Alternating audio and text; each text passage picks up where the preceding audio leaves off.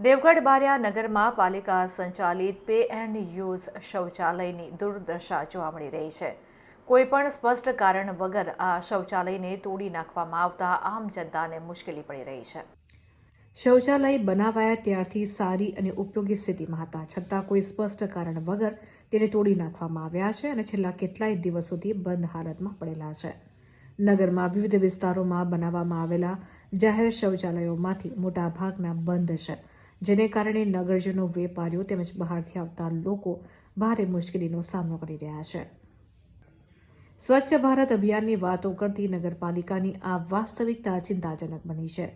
જાહેર સુવિધા બંધ રહેતા નાગરિકો પરેશાન છે અને પાલિકાની બેદરકારી સામે પ્રશ્નાર્થ ઊભા થઈ રહ્યા છે।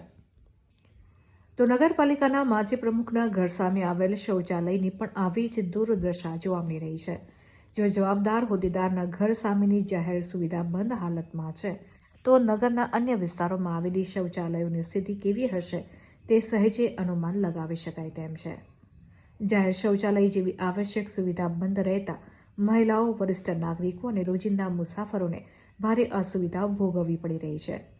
ગ્રામજનો દ્વારા માંગ ઉઠી રહી છે કે નગરપાલિકા તાત્કાલિક ધ્યાન આપી આ બંધ શૌચાલયોને ફરીથી શરૂ કરે અને નિયમિત જાળવણીની વ્યવસ્થા કરે।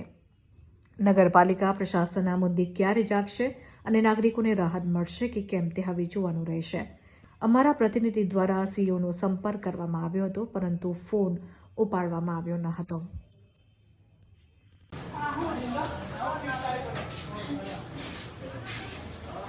सारी कंडीशन में तोड़ना है क्या? जब